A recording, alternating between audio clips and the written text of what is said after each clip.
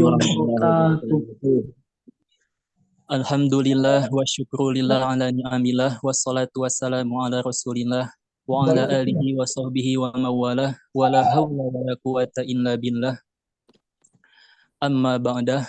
Subhanaka la ilma lana illa ma 'allamtana innaka antal alimul hakim. Rabbi shrah li sadri wa yassir li amri wahlul 'uqdatam min lisani yafqahu qawli.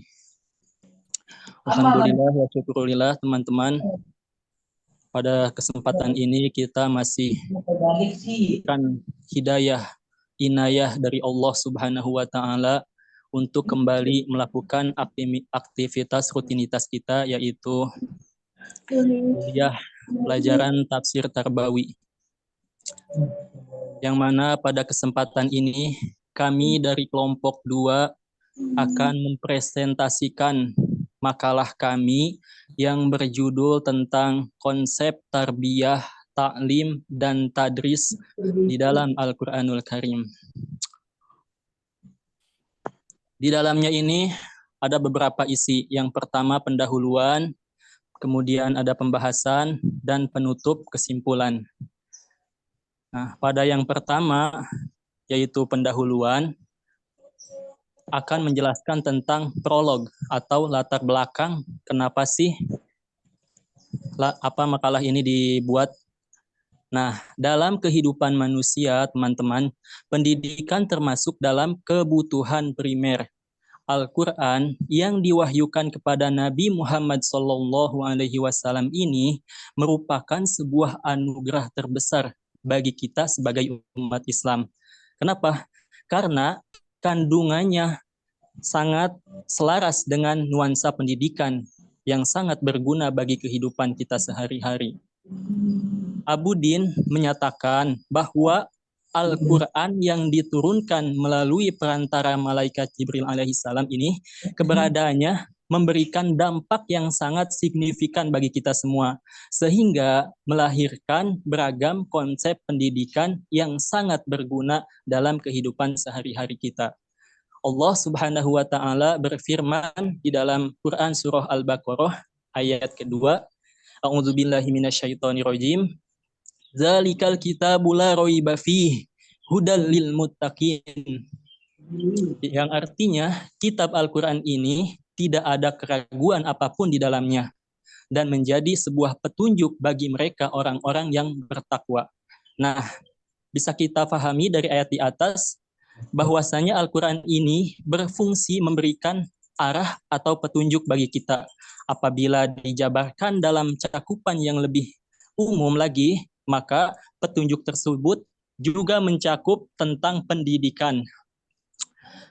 Nah, sebagai kompas kehidupan, tentulah Al-Quran adalah kitab suci dari Allah yang paripurna serta sempurna.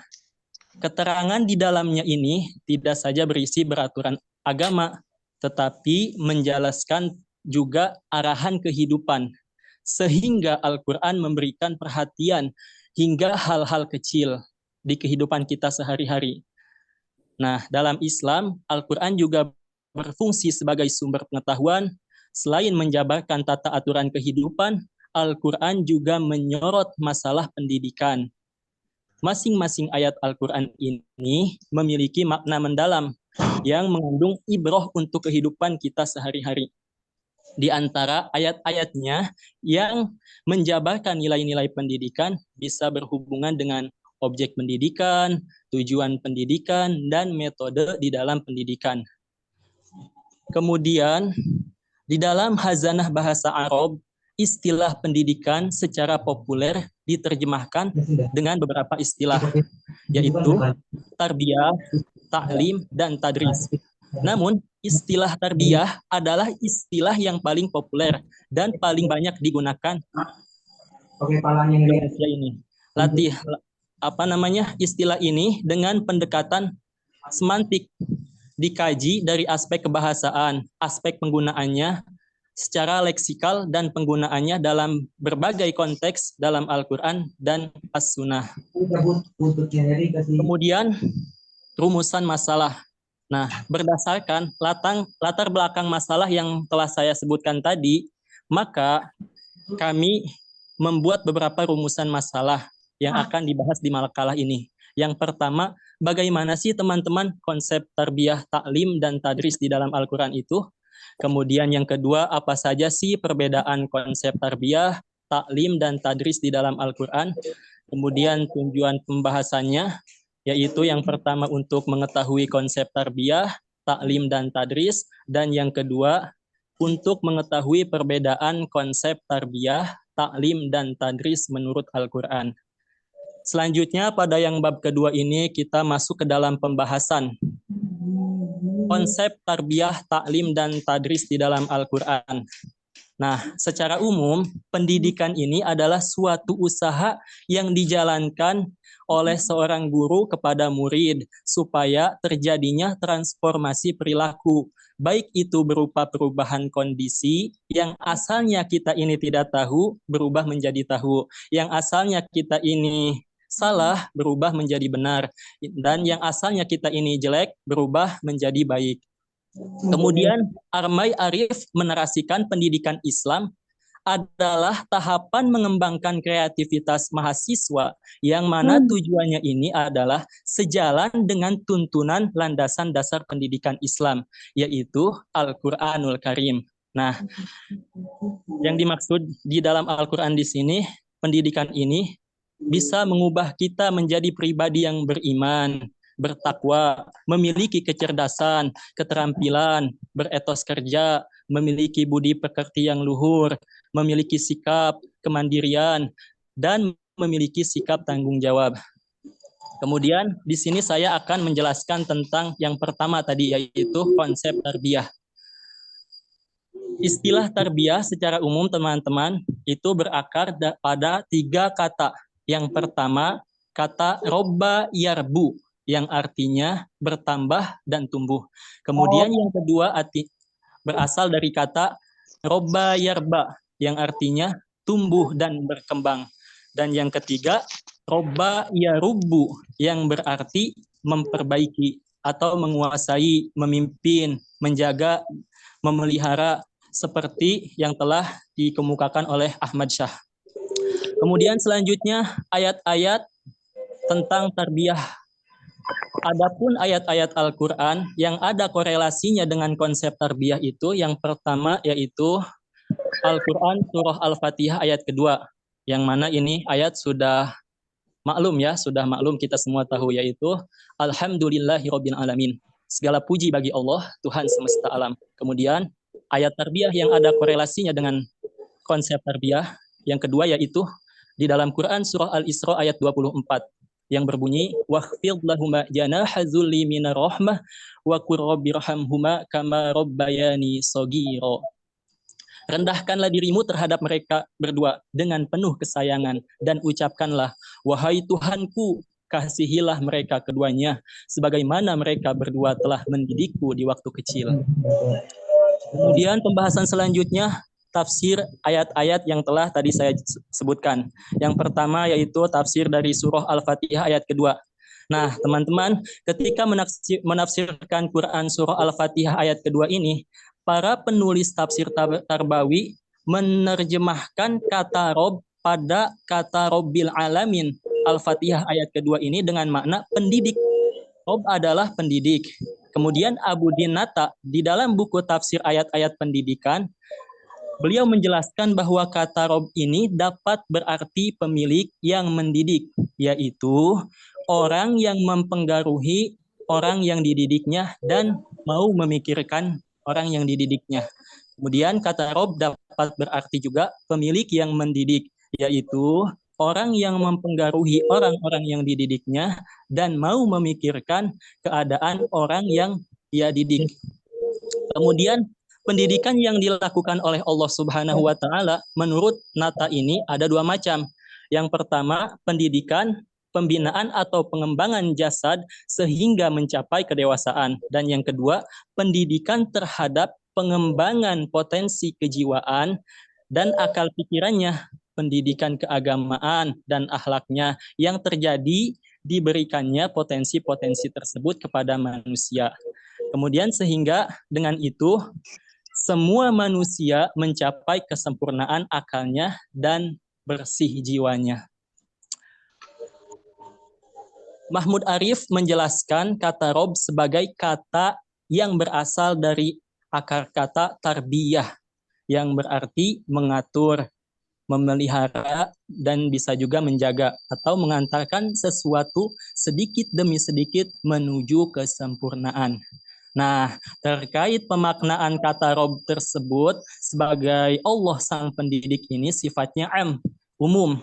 Abdullah Salam mengutip pendapat Al-Maududi dan Al-Asfahani, di mana Al-Maududi dan Al-Asfahani berpendapat bahwa makna pokok yang paling mendasar dari kata Rob ini yaitu tarbiyah atau kita kenal dengan pendidikan. Kemudian selanjutnya tafsiran dari surah Al-Isra ayat 24 yang mana makna terjemah Kementerian Agamanya yaitu rendahkanlah dirimu terhadap mereka berdua yang didorong dengan rahmat dan ucapkanlah Tuhanku kasihilah keduanya disebabkan karena mereka berdua telah mendidikku di waktu kecil. Nah, teman-teman, ayat-ayat ini merupakan ayat yang masih ada lanjutan dari tuntunan bakti kepada ibu bapa kita. Tuntunan kali ini secara substansi lebih dalam peringkatnya dengan tuntunan yang lalu. Ayat ini memberikan perintah terhadap anak bahwasanya dia disuruh rendahkanlah dirimu terhadap mereka berdua dan didorong oleh rahmat kasih sayang kepada keduanya. Bukan karena takut atau malu dicela orang lain bila tidak menghormatinya. Dan maksud katakanlah di situ merujuk kepada suruhan untuk mendoakan, yaitu berdoalah secara tulus. Wahai Tuhanku yang memelihara dan mendidik aku, antara lain dengan menanamkan kasih sayang pada ibu bapa kita. Kasihilah mereka keduanya sebagaimana mereka berdua telah melimpahkan serta memberikan kasih kepadaku, antara lain dengan mendidikku di waktu kecil. Kemudian doa yang diperintahkan kepada ibu bapa di sini menggunakan alasan kama robbayani sogiro, yang mana kama robbayani sogiro ini bisa kita pahami dan difahami oleh sebagian ulama dalam arti disebabkan karena mereka telah mendidikku di waktu kecil, bukan sebagaimana mereka telah mendidikku di waktu kecil. Jadi karena mendidikku di waktu kecil ya, bukan sebagaimana.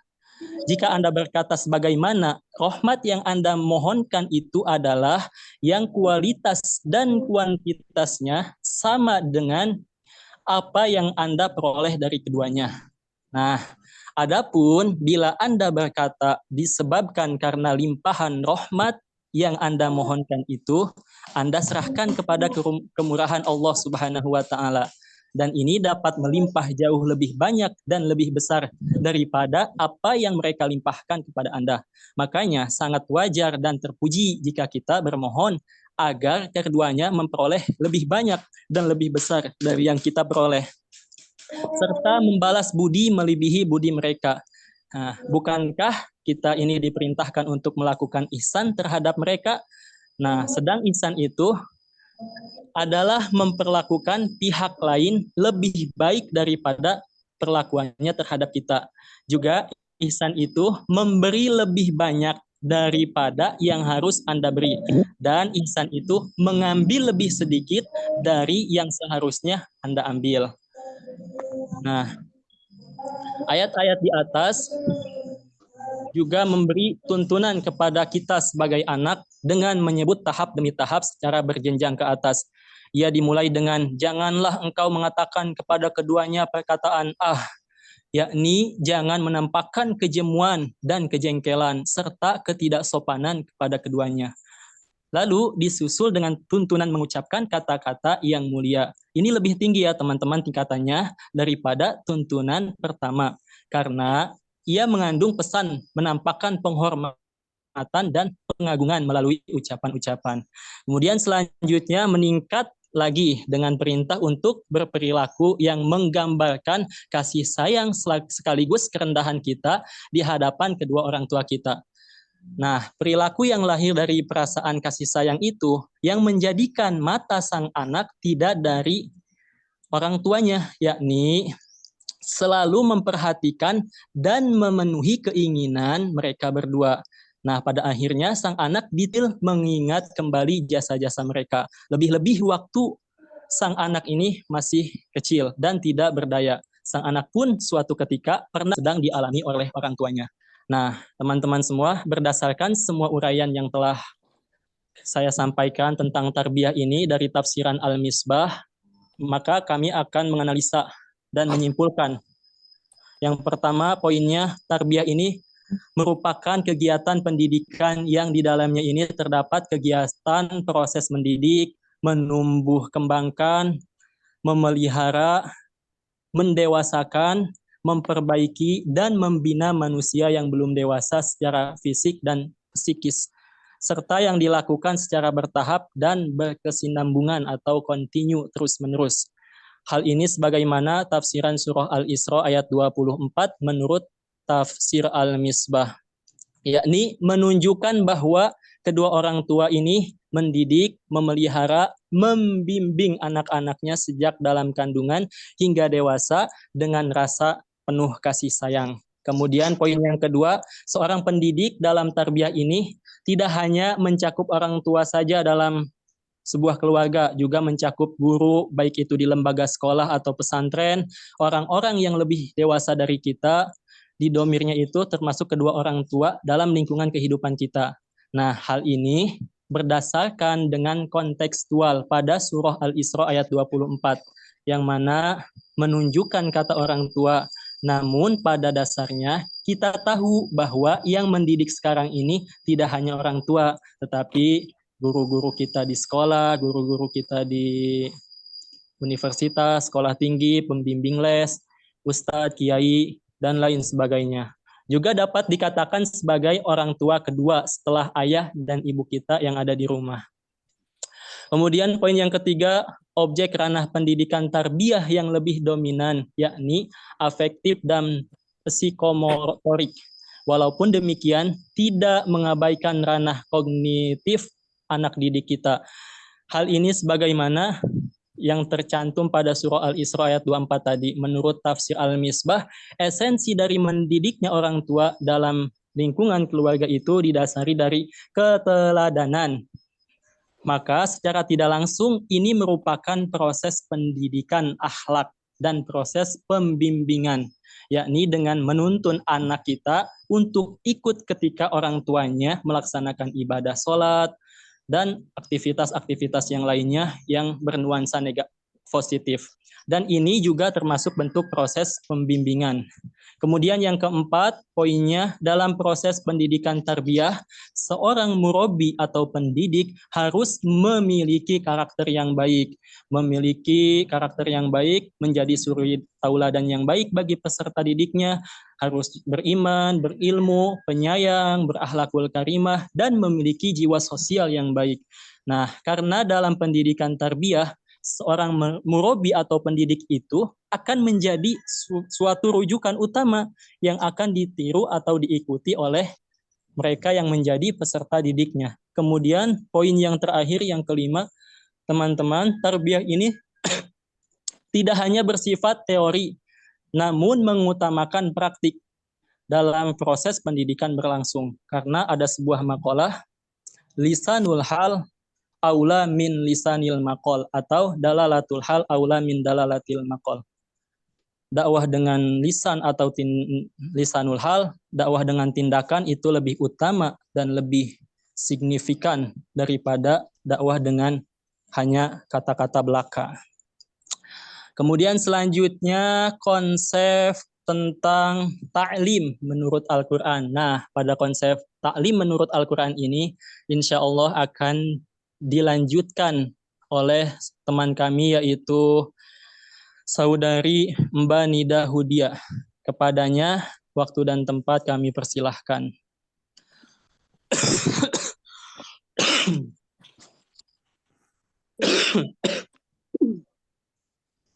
Assalamualaikum warahmatullahi wabarakatuh. Terima kasih untuk Kak Abdul Muhaimin sudah mempersilahkan juga kepada host yang lain. Insya Allah kita lanjut dengan konsep ta'lim. Tadi sudah dijelaskan konsep tarbiyahnya. Kita jelaskan lagi tentang konsep ta'limnya. Adapun istilah ta'lim ini berasal dari bahasa Arab, yakni dari kata alama yang maknanya itu adalah mengajar. Nah, menurut Abdul Fattah Jalal, istilah tersebut erat kaitannya dengan bekal berupa ilmu pengetahuan yang bisa membawa seseorang kepada kedudukan yang tinggi. Adapun kata ta'lim ini bisa kita temukan di dalam surah Al-Hujurat ya, yang di ayat ke-16-nya yang berbunyi A'udzu billahi minasyaitonir rajim. Bismillahirrahmanirrahim. Qul atu'allimuna Allah bidinikum wallahu ya'lamu ma fis samawati wa ma fil ard wallahu bikulli syai'in alim. Artinya, katakanlah apakah kamu memberitahukan kepada Allah tentang agamamu padahal Allah mengetahui apa yang di langit dan apa yang ada di bumi dan Allah mengetahui segala sesuatu. Nah, kalau kita tahu di dalam konteks pendidikan Islam ini sering kali diberitahukan bahwa taklim ini sering kali kita temukan kata taklim ini ya ini sering digunakan dalam dunia pendidikan.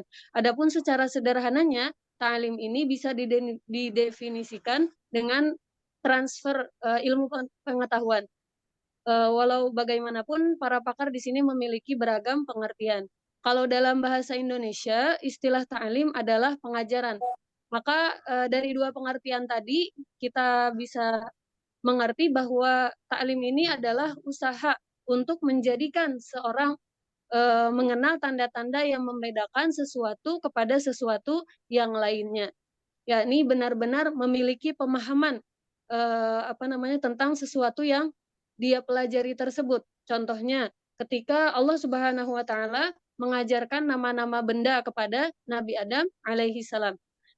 Kemudian beberapa ahli dalam ahli pendidikan di sini mendefinisikan ta'lim beberapanya salah satunya dalam kitab Minal Usul At-Tarbiyah fil Islam Abdul Fattah Jalal menjelaskan ta'lim adalah proses pemberian pengetahuan, pemahaman, pengertian, tanggung jawab sekaligus dengan begitu seorang manusia dapat menjadi suci dari segala kotoran jasmani maupun rohani, maka manusia pun siap menerima hikmah serta menebar manfaat kepada sesama dan dunianya. Kemudian dalam kitab Lisan Al-Arab, Ibnu Manzur menjelaskan, kata ta'lim ini berasal dari kata alama, kemudian alima. Itu semua bermakna pencapaian pengetahuan yang sebenarnya. Ini kata alama pun berarti menjadikan orang lain yang asalnya tidak tahu apa-apa itu menjadi tahu gitu. Adapun menurut Rashid Ridho, taklim adalah proses transmisi berbagai ilmu pengetahuan pada jiwa manusia tanpa adanya batasan ketentuan tertentu. Jadi definisi taklim ini kalau kita berpijak kepada firman Allah Subhanahu wa taala di dalam surah Al-Baqarah ayat 31 yang bunyinya Bismillahirrahmanirrahim wa 'allama Adam al-asma'a kullaha summa 'aradahum 'alal malaikati faqala anbi'uni bi asma'i haula'i in kuntum shadiqin. Dan dia mengajarkan kepada Adam nama-nama benda seluruhnya. Kemudian mengemukakannya kepada para malaikat dan Allah berfirman, sebutkanlah kepadaku nama-nama itu jika kamu memang orang-orang yang benar. Maka Rashid Ridho di sini memahami bahwa kata allama sebagai proses transmisi atau perpindahan yang dilakukan secara bertahap sebagaimana Adam menyaksikan menganalisis semua nama-nama yang Allah ajarkan kepadanya. Maka di sini taklim ini mencakup dari kita dari bayi, kemudian anak-anak, remaja, bahkan sampai orang dewasa. Kemudian Syekh Muhammad An-Naqwib Al-Atas memberikan makna ta'lim dengan pengajaran. Pengajaran tanpa adanya pengenalan secara mendasar. Namun apabila ta'lim disamakan dengan kata tarbiyah, maka kata ta'lim ini memiliki makna pengenalan tempat segala sesuatu. Dalam pandangan An-Naqwib ada konotasi yakni penafsiran tertentu yang dapat membedakan antara tema tarbiyah dan tema ta'lim. ruang lingkup ta'lim menurutnya, kalau ta'lim ini menurut beliau lebih bersifat universal atau lebih umum daripada ruang lingkup at-tarbiyah. Nah, hal ini karena tarbiyah tidak mencakup segala pengetahuan dan hanya mengacu kepada penafsiran eksistensial. Lagi pula makna tarbiyah ini lebih spesifik karena dituju pada objek-objek pemilikan yang berkaitan dengan jenis yang mengingat kepemilikan dengan jenis yang relasional, mengingat kepemilikan yang sebenarnya hanyalah milik Allah Subhanahu wa taala. Nah, konsep ta'lim ini secara filosofis di dalam Al-Qur'an digunakan khusus untuk menunjukkan ilmu pengetahuan dan teknologi yang dapat diulang dan dikembangkan, sehingga akhirnya menghasilkan pengaruh ke arah ketinggian spiritual pada diri muta'alim atau pengajar. Nah, ilmu pengetahuan dan teknologi dapat digali melalui budaya baca dan budaya tulis. Bukan hanya sekedar budaya lisan atau menghafal, tapi juga dikembangkan dengan semangat kritis intelektual dan kekuatan kreativitas imagination melalui aktivitas intizar atau pengamatan. Nah, selanjutnya kita membahas tentang ayat-ayat yang berhubungan dengan ta'lim ini.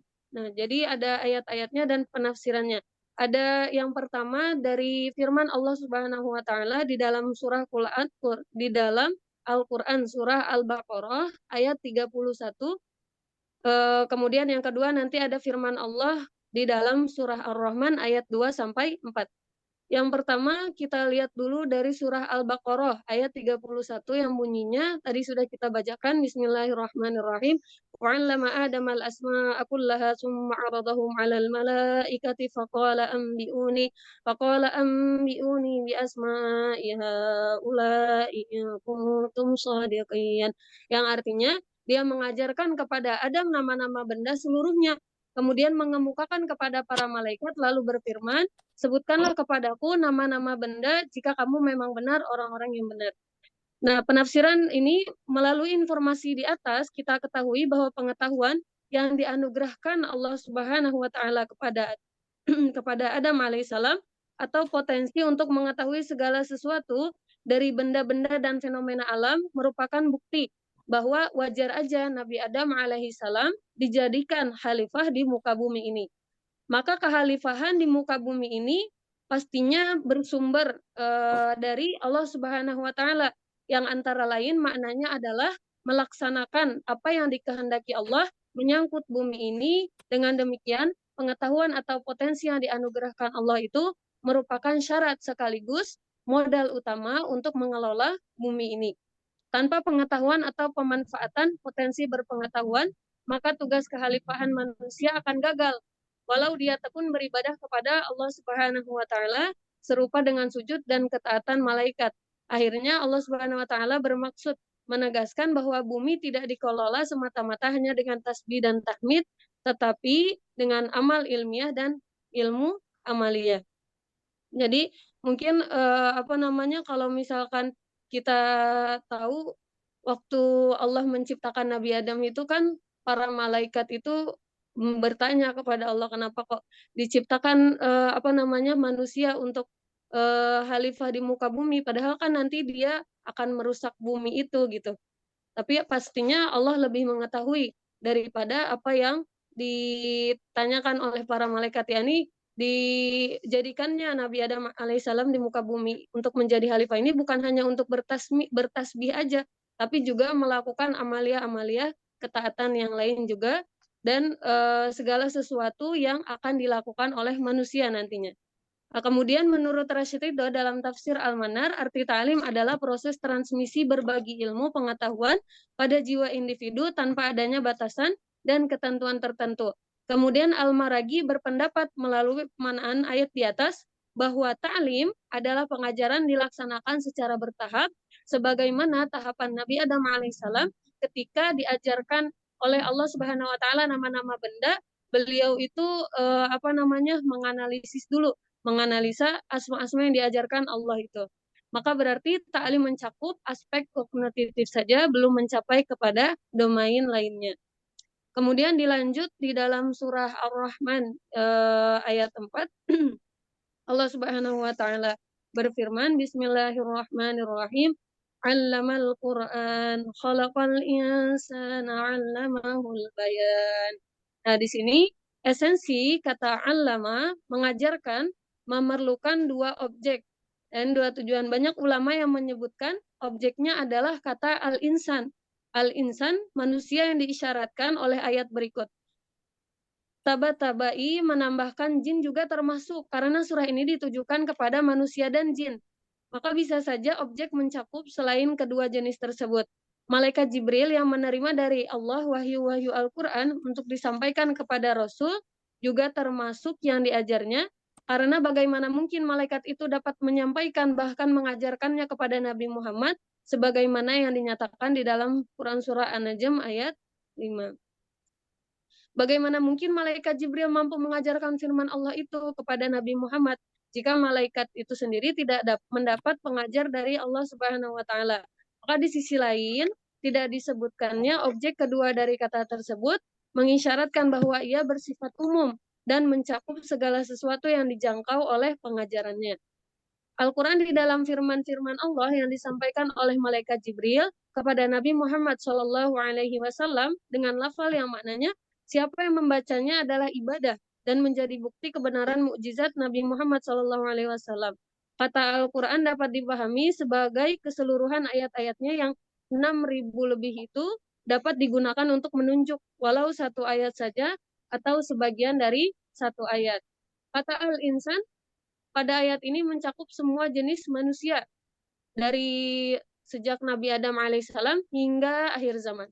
Maka kata al-bayan pada mulanya berarti jelas. Menurut yang dipahami taba-tabai dalam arti potensi mengungkap, yakni kalam atau ucapan yang dengannya dapat terungkap apa yang terdapat dalam benak. Lebih lanjutnya, ulama ini menyatakan bahwa kalam bukan sekedar mewujudkan suara dengan menggunakan rongga dada, tali suara, dan kerongkongan saja. Bukan juga hanya keanekaragaman suara yang keluar dari kerongkongan akibat perbedaan makhrajul huruf dari mulut. Tetapi juga bahwa Allah yang Maha Esa menjadikan manusia dengan mengilhaminya pengajaran al-bayan itu tidak hanya terbatas pada ucapan, tetapi mencakup segala bentuk ekspresi termasuk seni dan raut muka, gaya bahasa, mimik suara, dan lain sebagainya. Adapun di sisi lain, kita tidak perlu menyatakan bahwa pengajaran Allah melalui ilhamnya itu adalah pengajaran bahasa. Ia adalah penciptaan potensi pada diri manusia dengan jalan menjadikannya tidak dapat hidup sendiri, atau dengan kata lain menciptakannya sebagai makhluk sosial. Hal itulah yang mendorong manusia untuk saling berhubungan dan hal melahirkan aneka suara yang disepakati bersama maknanya oleh satu komunitas, dan aneka suara itulah yang merupakan menjadi akhirnya bahasa mereka. Kemudian teman-teman berdasarkan semua uraian yang sudah dijelaskan tadi dapat disimpulkan bahwa yang pertama, ta'lim ini merupakan kegiatan pengajaran, yakni adanya kegiatan proses belajar mengajar yang di dalamnya terdapat orang yang mengajar dan ada juga yang diajar. Ya pastinya ya, karena kalau misalnya pengajar ada tapi yang diajar nggak bisa, atau ada murid tapi nggak ada guru, nanti takutnya setan jadi gurunya. Nah, jadi seperti itu, harus ada yang mengajar dan ada yang diajar. Kemudian yang kedua, seorang yang menjadi pengajar dalam kegiatan ta'lim haruslah memiliki kriteria berilmu, percaya diri, bijaksana, memiliki retorika penyampaian yang baik dan hikmah, mampu memaparkan dengan berbagai alat, sarana, dan metode, agar pemaparan dapat tersampaikan secara efektif, serta mampu menyesuaikan strategi pengajaran sesuai dengan kadar peserta didik dengan memahami potensi orang yang diajar. Yang ketiga, ta'lim adalah kegiatan pengajaran yang lebih dominan kepada pentransferan ilmu dari pengajar kepada yang diajar. Namun harus diiringi juga dengan adab dan tata krama yang sesuai dengan ajaran Islam. Karena dari setiap ayat-ayat ta'lim yang kami pahami yang diajarkan itu lebih dominan bersifat pengetahuan. Dan yang terakhir, ta'lim merupakan kegiatan dari pengajaran yang lebih. Mungkin itu yang bisa saya sampaikan dari konsep ta'lim ini. Insya Allah konsep tadris akan dijelaskan oleh Kak Sofia Ahmad. Ya. Untuk waktunya kami persilakan.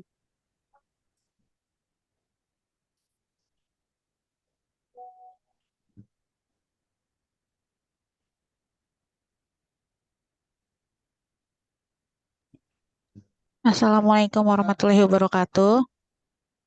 Waalaikumsalam warahmatullahi wabarakatuh. Sebentar.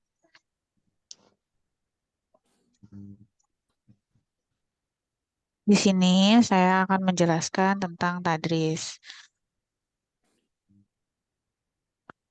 Tadris merupakan masdar yang berasal dari kata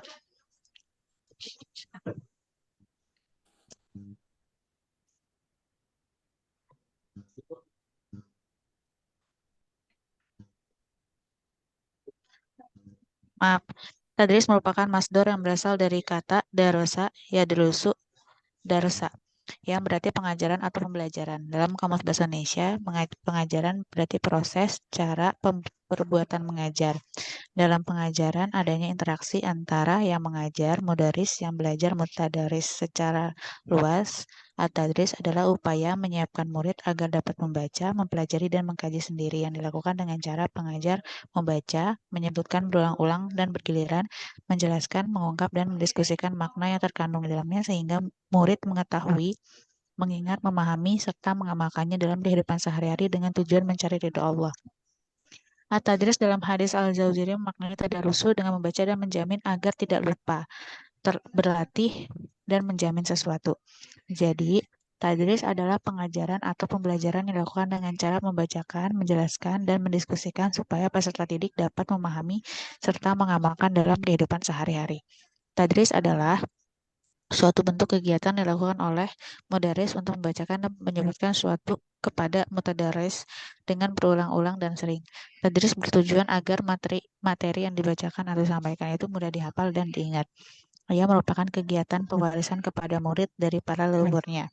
Kegiatan dalam tadris tidak sekadar membacakan atau menyebutkan materi, tetapi juga disertai dengan mempelajari, mengungkap, menjelaskan, dan mendiskusikan isi dan maknanya.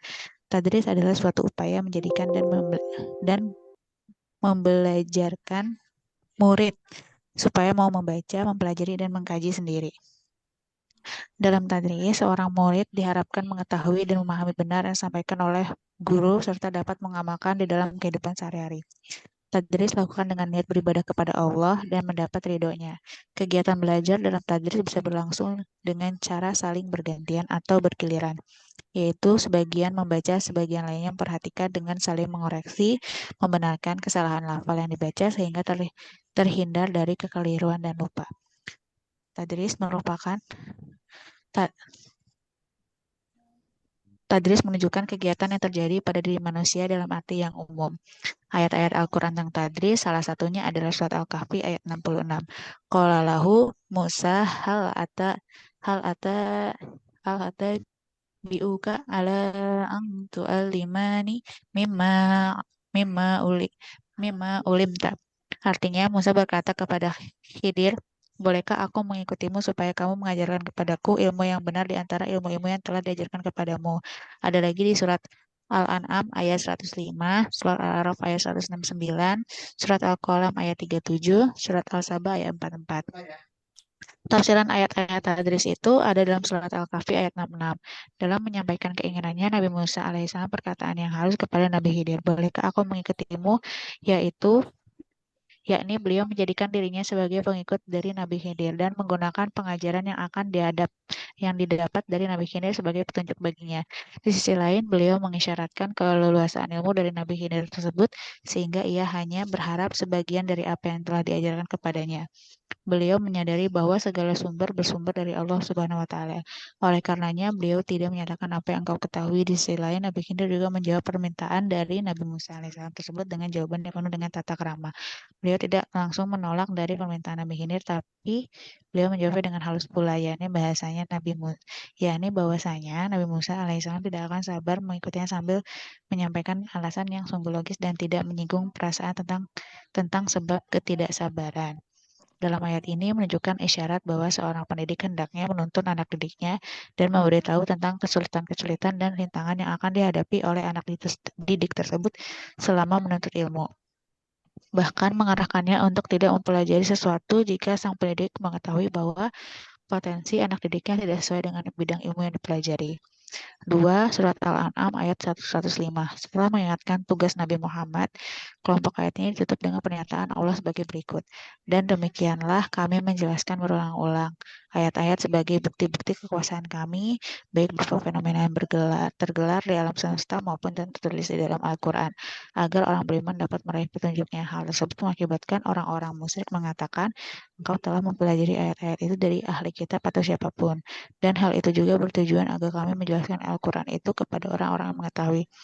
Sungguh luar biasa wahyu dari Allah sehingga kaum musyrik pun menuduh Nabi mengambilnya dari sumber lain.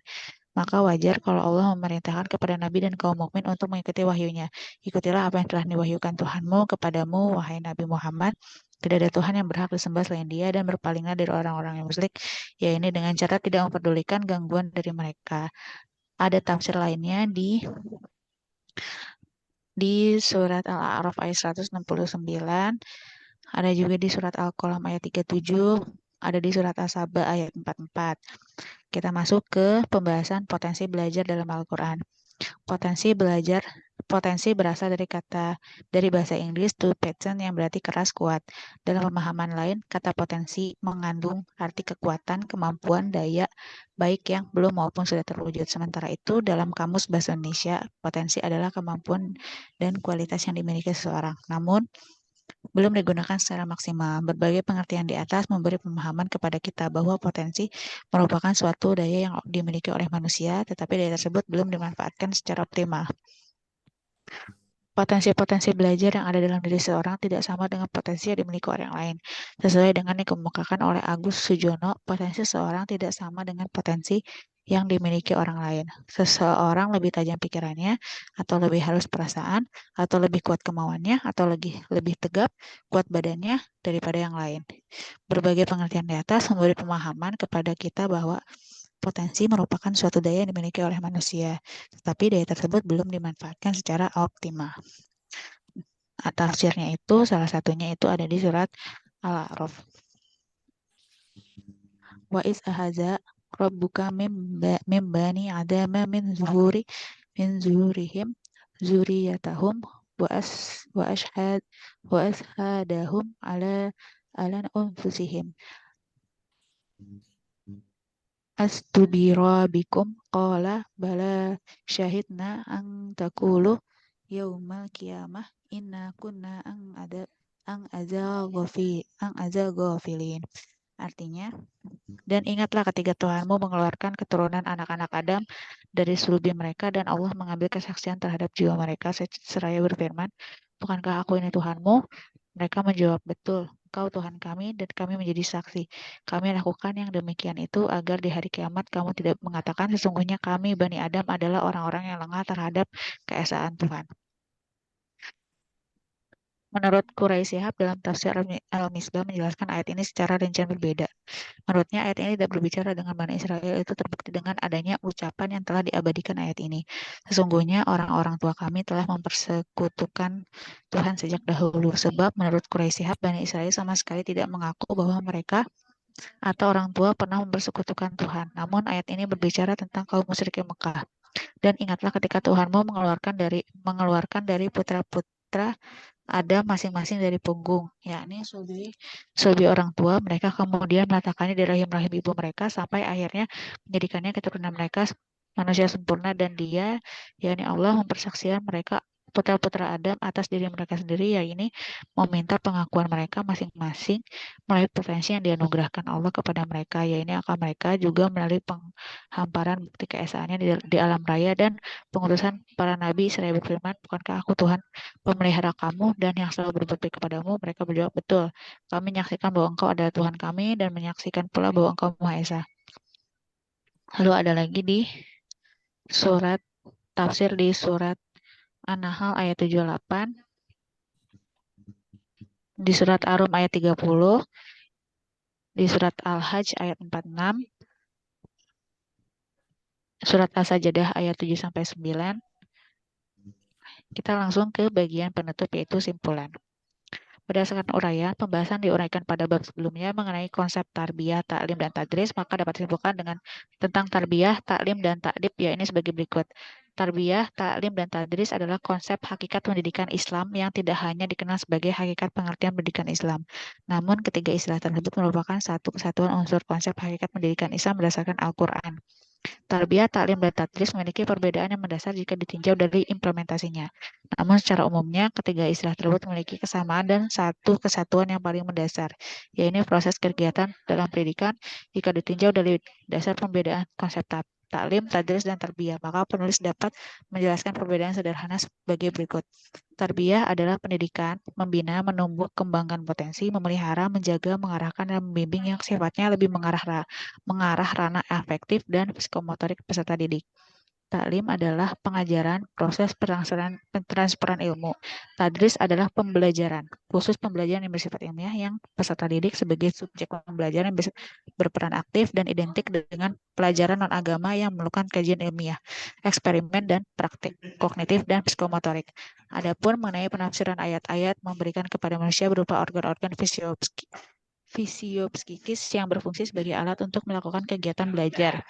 Adapun organ-organ fisiopsikis yang telah disebutkan ayat-ayat di atas adalah sebagai berikut. Al-sami pendengaran, yaitu alat fisik yang berfungsi untuk menerima informasi verbal. Al-absar penglihatan, yaitu alat fisik yang berfungsi untuk menerima informasi visual. Akal, yaitu sistem psikis manusia yang kompleks untuk menyerap, mengolah, menyimpan, dan memproduksi kembali informasi dan pengetahuan. Al-qulub, hati, yaitu alat fisik yang berfungsi untuk menemukan kebenaran dan untuk membedakan mana yang baik dan mana yang buruk. Fitrah Allah atau fitrah keagamaan, yaitu potensi keyakinan tentang keesaan Allah yang telah ditanamkan Allah dalam setiap insan. Al-Quran mengaitkan antara fitrah jiwa manusia dengan tabiat agama ini. Keduanya berasal dari Allah, keduanya sesuai dengan namus wujud, dan keduanya selaras dengan yang lain dalam tabiat dan arahannya. Allah menciptakan hati manusia itulah yang menurunkan agama ini kepadanya untuk mengaturnya, menggerakkannya, dan mengobati sakitnya serta meluruskannya dari penyimpangan dia. Dari penyimpangan, dia maha tahu tentang makhluk yang dia ciptakan, dia maha lembut dan maha mengetahui. Fitrah itu sesuatu yang konstan, demikian pula agama Allah itu konstan. Sekian dari kelompok kami. Assalamualaikum warahmatullahi wabarakatuh. Waalaikumsalam warahmatullahi wabarakatuh.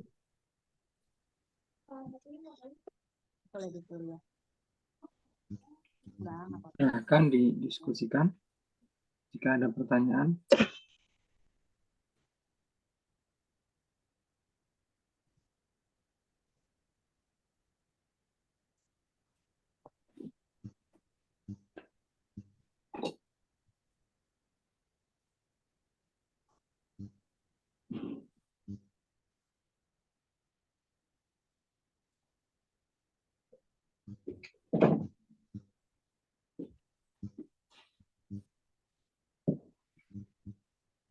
Nggak ada yang bertanya?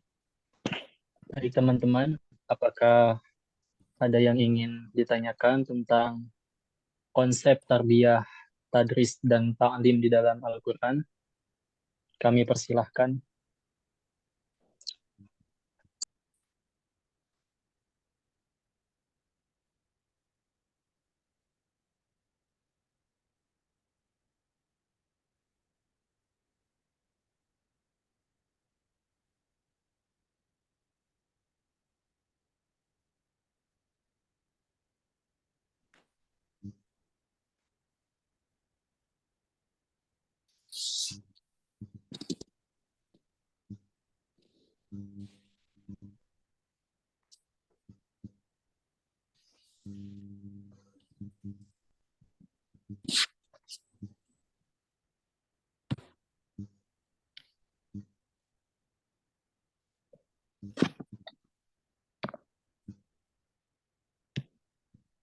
Baik, sepertinya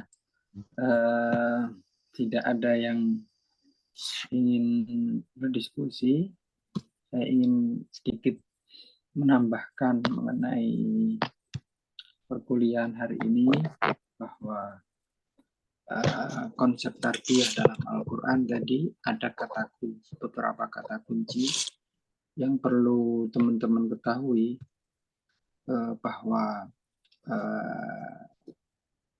mata kuliah tafsir tarbawi itu sekali lagi termasuk metode tafsir tematik atau tafsir maudhu'i, yang mana ketika tafsir maudhu'i atau tematik ini biasanya ditentukan, salah satu caranya adalah dengan kata kunci, keyword, kata kunci, keyword. Kata kuncinya di sini yang yang disusun oleh penyusun silabus, Ustadz Fikri, Ustadz Zakia Fikri, bahwa ada 3 kata kunci, yaitu yang sudah di tarbiyah, kemudian ta'lim, kemudian tadris. 3 kata kunci ini secara garis besar sebenarnya sama, namun memiliki perbedaan, memiliki irisan-irisan yang membedakan satu dengan yang lainnya dalam penggunaan kata, terutama dalam Al-Quran ya, karena ini konteksnya kita tafsir. Namun ketiga-tiganya ini sama-sama memiliki kesamaan, adalah sebuah proses transfer atau menjadikan orang agar terdidik atau agar mendapatkan ilmu. Jadi kalau di tasrif atau ilmu morfologi ini mengikuti wazan fa'ala yufa'ilu taf'ilan. Nah, taf'ilan ini biasanya ada sebuah upaya, ada setiap kata kerja yang menggunakan wazan taf'il ini adalah sebuah upaya untuk menjadikan seseorang menjadi A jadi B, seperti itu. Maksud saya, ketika ta'lim ini kata dasarnya adalah ilmu, makanya melalui proses ta'lim orang akan berilmu. Alima adalah orang tahu. Ta'lim itu menjadikan orang agar alima, agar tahu. Orangnya yang tahu namanya alim. Kemudian ta'lim, makanya disebut mu'alim, ta'lim. Jadi proses bagaimana agar orang-orang, manusia atau siapapun itu mendapatkan ilmu atau tahu. Oke, mungkin saya sedikit ulas dari ayatnya ya. Kalau dari ayat pertama yang tarbiyah, kemarin saya sempat sedikit menyinggung mengenai ayat tarbiyah di pertemuan sebelumnya ya, bahwa tarbiyah itu dari kata dasar robayarbu. Robayarbu kata dasarnya, kemudian dia mendapatkan imbuhan jadi robbayu robbi tarbiyatan, sama menjadi tafsir tadi. Nah, halaman 336. Kelihatan ya teman-teman ya? Kelihatan Ustaz, kelihatan. Mengapa tadi di silabus Ustadz Zakia Fikri menyebutkan salah satu ayat tarbiyah adalah alhamdulillahirabbil alamin atau Rabbun? Memang Rabbun secara arti maknanya, terjemahnya Rabbun itu Tuhan. Rabbun itu Tuhan. Tapi Rabbun sendiri memang berasal dari akar kata sama dengan tarbiyah, sehingga Rabbun itu Tuhan yang bisa mengatur, bisa mendidik, bisa memberikan insya'u syai' halan fahalan, membentuk sesuatu, menciptakan sesuatu melalui satu proses menuju proses lain, sehingga menuju batas kesempurnaan. Jadi orang yang bertarbiyah, orang yang ditarbiyah, orang yang dididik itu akan melewati proses ke proses, fase ke fase, sehingga dia tujuannya adalah agar menjadikan lebih sempurna lagi seperti itu. Jadi kata Rabbil Alamin, meskipun Rabb itu artinya Tuhan. Ini bukan sebuah kebetulan kenapa kok Rabbun menjadi artinya Tuhan. Karena dari kata Rabba Yurabbiya, baik itu menggunakan kata kerja alama ta'lim maupun tadrusun, terutama yang tu'allimun, alama yu'allimu itu ya, yang mengajarkan, memberikan ilmu, itu fa'ilnya atau subjeknya, pelakunya yang memberikan ilmu, yang memberikan yurabbi, itu adalah Rabb Allah. Jadi seorang menjadi terdidik sebenarnya hakikatnya adalah yang membuat orang menjadi terdidik adalah Allah. Meskipun di pesantren ataupun di perguruan tinggi dimanapun itu kita mengenal kata murabbi.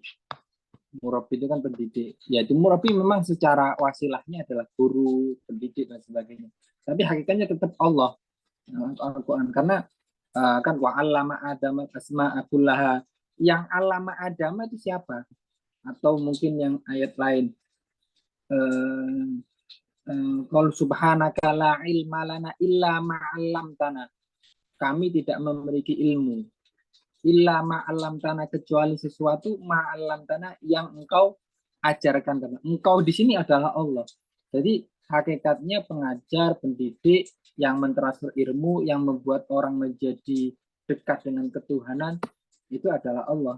Makanya di Al-Quran itu ada kata Rabbaniin, walakin kunu Rabbaniin. Orang-orang yang bersifat ketuhanan, dekat dengan Tuhan. Sehingga konsep pendidikan menurut Al-Quran, tarbiyah menurut Al-Quran adalah tarbiyah yang bisa sifatnya bisa mendekatkan kepada Rabb. Jadi orang yang berpendidikan bukan yang bergelar sarjana S1, S2, S3, enggak kalau konsep Al-Quran, tapi Rabbani, karena orang yang bersifat Rabb, Rabbani, walakin kunu Rabbaniina bima kuntum tu'allimuna kitab. Jadi bersifat Rabbaniin. Ada kata ribiyuna wa ka'imin nabin qatala mauribiyuna katsirun, ada yang ayat itu ribiyuna katsirun. Ada juga yang apa di sini enggak ada kalau di kitab Ragib Al-Silani. Ada juga ayat yang walakin kunu rabbani atau laula yanhaumur rabbaniyuna wal ahbar. Ulama-ulama dulu disebutkan oleh Al-Quran itu dengan Rabbaniin, Al-Alim Ar-Rabbani, wal Ahbar, dan Ahbar ini pendeta-pendeta. Jadi orang-orang yang berpendidikan hakikatnya ya orang-orang yang dekat dengan Rabb. Itu konsepnya tarbiyah dengan Al-Quran. Jadi menuju seperti itu. Dan kalau dari kata dasar yang kemarin saya sebutkan di pertemuan kemarin, Robba Yurabbi itu dari kata Robba Yarbu tadi, kata dasarnya. Robba Yarbu ini akan mengakar kata riba. Nah, kata riba sendiri itu juga artinya kan tambahan. Sehingga orang yang berpendidikan, orang yang bertarbiyah, dia harus upgrade, harus bertambah hari demi hari. Kalau berpendidikan mau mendapatkan berpendidikan, kalau bertarbiyah nggak ada upgrade-nya, ya dia hakikatnya tidak Rob, tidak tarbiyah. Karena kata dasar tarbiyah adalah tambah. Orang yang berlakukan riba karena dia mengharapkan adanya tambahan yang dia dapatkan, riba. Seperti itu. Itu ya mengenai tarbiyah ya. Baik, mengenai tarbiyah. Apalagi mungkin ada keterangan yang lain. Ini kan laulayan haumur rabbaniyun. Andai saja mereka dilarang oleh rabbaniyun wal ahbar. Itu.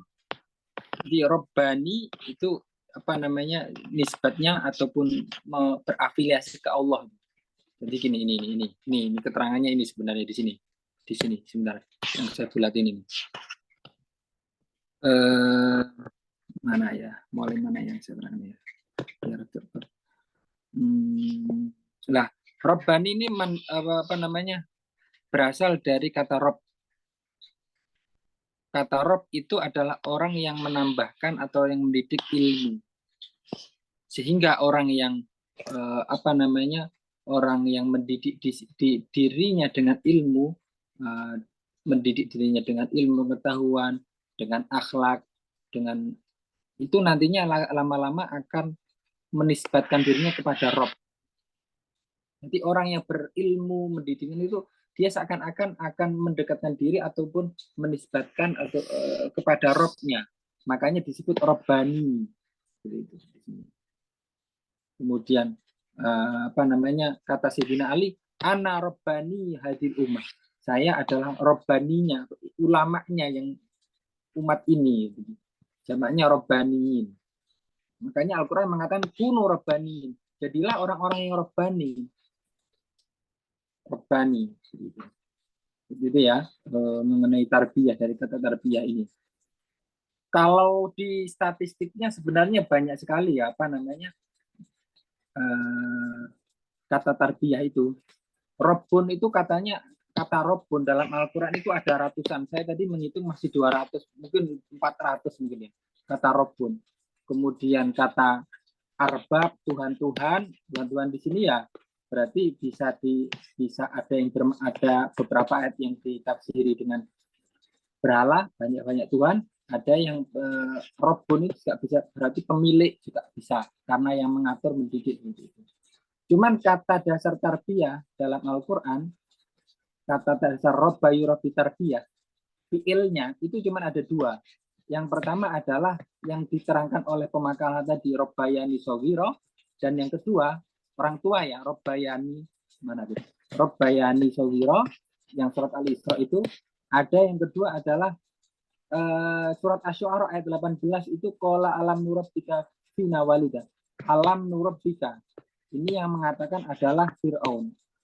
Al-Quran mengutip Fir'aun. Qala alam nurabbika. Fir'aun berkata, alam Musa, alam nurabbika. Bukankah kami nurabbika mendidik kamu, mengasuh kamu, kan mendidik kalau ini ya, mengasuh lebih tepatnya. Karena tadi saya intip sekilas Ibnu Asyur dalam tafsirnya, nurabbika di sini adalah tarbiyah.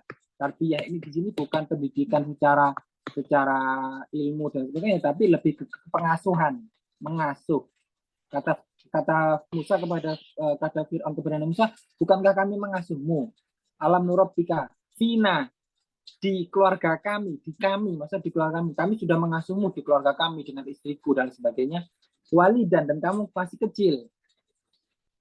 Jadi tarbiyah juga bisa berarti kepengasuhan, mengasuh. Makanya pengasuh pesantren bisa disebut murabbi dan sebagainya.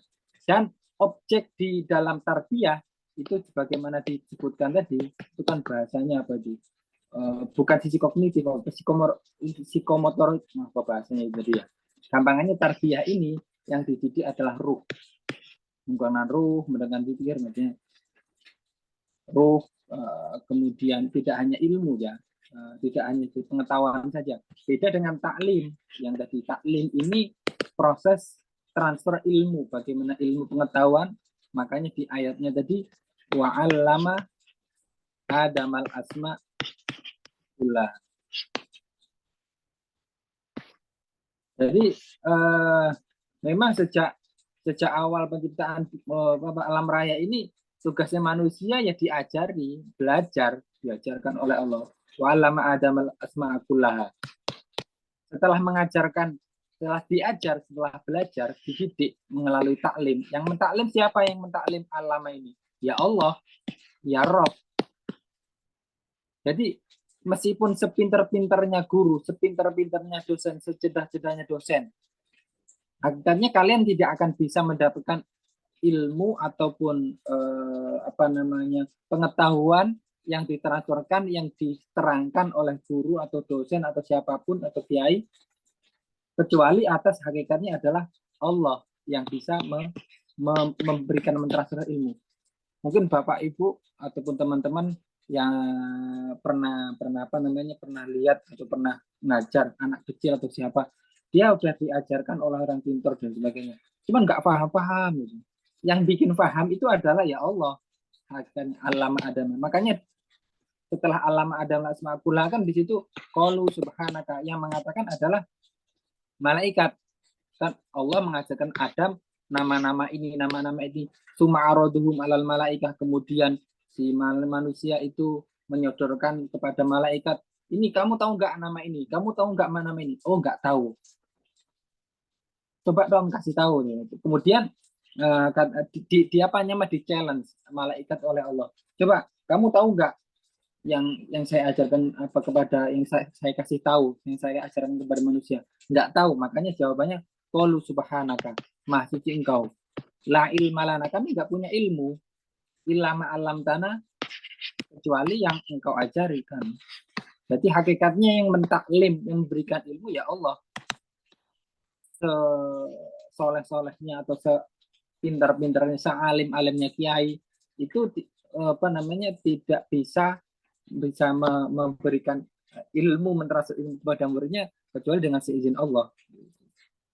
Jadi gampangannya gini, kewajiban seorang santri, seorang mahasiswa, seorang murid adalah belajar. Ya yang memfahamkan ya Allah. Jadi kalau teman-teman semua menjadi guru nanti atau menjadi dosen, kemudian membebani dirinya agar muridnya paham seluruhan, ya stres nanti, bisa nggak ikhlas, bisa stres. Karena ya hakikatnya yang membuat murid ataupun mahasiswa paham ya Allah, seperti itu. Jadi harus kembali hakikatnya itu. Al-Quran mengajarkan kepada kita bahwa yang mentaklim ya hakikatnya Allah. Meskipun dari sekian fiil yang saya hitung tadi, alama kata taklim dalam Al-Quran itu alama itu ada 42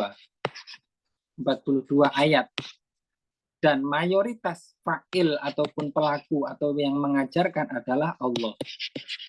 Ada yang manusia, makanya kan wa'allamal insana ma lam ya'lam, yang Allah kan yang mengajarkan, manusia yang diajarkan. Makanya itu. Oke, skip, tinggal biar tidak terlalu lama. Tadris. Sekarang tadris. Tadris sendiri sebenarnya mirip-mirip juga, tapi dalam Al-Quran juga disebutkan ya. Saya sebutkan di sini halaman 311. Karena apa namanya?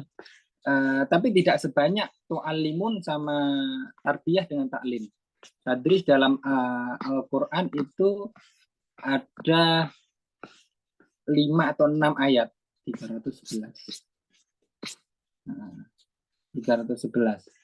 Tapi tidak menggunakan kata yang darrosa yudarisu atau wazan yang sama dengan darrosa yang tadris, yang mengajarkan. Tapi menggunakan kata apa namanya, kata belajar, kalian belajar. Kata darosa itu secara makna, secara bahasa itu adalah bekas yang masih tersisa, sehingga orang yang mendaras, orang yang tadrusun itu dia itu seakan-akan mengais sisa-sisa ilmu atau buku yang sedang dia baca. Ilmu itu kan nggak nampak abstrak gitu kan ya, sehingga namanya pelajaran itu ya kan nggak kelihatan ya, nggak kelihatan. Jadi dia orang yang baru belajar, dia itu mengais sisa-sisa yang sudah dia dapatkan ilmu itu, sehingga orang yang mengais sisa itu dengan cara apa? Dengan cara menghafal. Orang yang belajar terus dia paham, akhirnya kan apa, nempel di sini. Kalau nggak nempel ya nanti ya nggak mengais sisa-sisa itu. Dan makanya di sini disebutkan orang yang tadris atau orang yang belajar, dars, itu adalah dengan cara sering membaca, mudawamah, continue membaca. Jadi orang yang terus membaca itu diredaksikan dengan dars, mendaras. Orang yang mendaras membaca dulu itu karena dia mengais-ngais sisa ilmu yang masih tersisa di catatan itu. Jadi kalau mau belajar ya harus continue membaca. Kalau nggak membaca cuma mendengar ya nggak mendaras. Ada wadarusuma fihi, mempelajari apa yang ada di di dalam kitab itu. Dan juga di sini ada umakutum tadrusun yang kalian ajarkan. Di sini ada dua kata tadris dan ta'lim di sini. Sebelum ayat ini, Ali Imran ini adalah Robbaniyin. Jadi surat Ali Imran ayat 79 ini lengkap antara tadris, kemudian ta'lim, dan tarbiyah ada semua. Ali Imran 79 itu. Nah, namun dalam dalam perkembangannya tadris itu memang lebih identik lebih ke pendidikan pengajaran jadi guru, mudaris, madrasah seperti itu. Jadi ibaratnya kalau taklim itu tidak harus di instansi sekolah seperti itu ya. Bisa namanya makanya ada majelis taklim. Nah, kalau tadris itu lebih ke pengajaran, makanya sekarang nomenklatur nama-nama di tarbiyah itu tadris pendidikan tadris bahasa Arab. Kalau mau jadi guru PAI bahasa Arab kan tadris. Nah, tadris jadi lebih ke lembaga yang madrasah gitu loh. Lebih dilembagakan atau diinstansikan. Nah, makanya lebih seperti itu. Dan kajian baik itu penelitian itu pakai kata dirosah. Kalau bahasa dirosah itu juga ada dalam Al-Quran cuma sekali. Wahum an dirosatihim laghafilun. Dirosah ini ya kajian atau studi. Cuma sekali dalam Al-Quran dibahas dirosah. Jadi dirosah atau tadris hanya untuk ke lembaga mungkin sekolah, kemudian guru seperti itu. Teman-teman dalam penggunaannya Al-Quran tidak